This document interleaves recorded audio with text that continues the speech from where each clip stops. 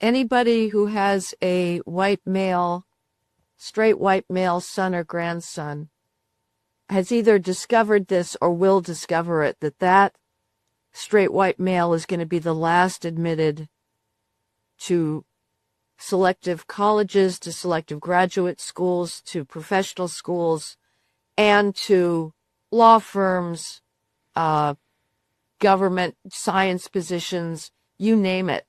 And students experience this daily. I was at an event last night, and a very left-wing mother had to admit that although her son had very good MCAT scores, he was right in deciding that he would never be admitted to medical school, and so he went to Palantir instead. Now, that's hardly the end of the world, but nevertheless, we have lost, potentially, a groundbreaking medical scientist. And this is happening all over. And what's going on is the medical schools have had completely different tracks of admission. MCAT scores and grade point averages. MCATs are the medical college admissions tests. They're the standardized, colorblind, neutral, objective tests of the types of skills that you need to succeed in medical school. They're the medical counterparts of the SATs. In many places, if the MCAT scores and grade point averages in college that would be automatically disqualifying if presented by a white or Asian applicant to medical school are an automatic admit if presented by a Black or Hispanic student.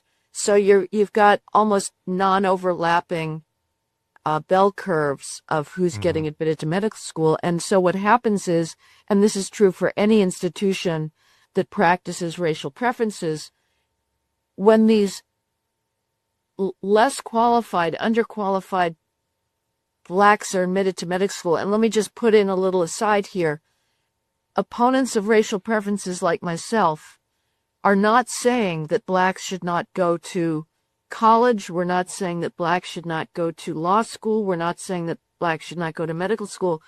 All we are saying is they should go to school on the same basis as everybody else, admitted to schools for which they are competitively qualified, not catapulted outside of their comfort zone, outside of their skills zone, into schools for which they're not qualified. So if you're a Black student and you'd be qualified to go to Boston College, it is not doing you a service to be admitted to Harvard Medical School, where the students there are the absolute top of the academic skills curve, to the extent they're admitted, and not kept out to make places for racial preference beneficiaries. So the Black students are admitted into schools that they're not ready for.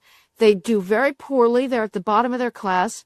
And the pressure is then on to lower standards further, and that has gone on with the first stage of the medical licensing test, which got rid of grades and went to pass-fail in the hope of passing through more Blacks into the hospital residencies of their choice in their second year of medical training.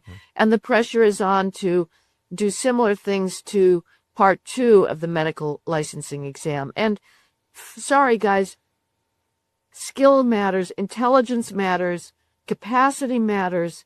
These things cannot be fudged. You cannot play around with seeking the best possible candidate and lowering standards and think things are all going to come out okay. They won't.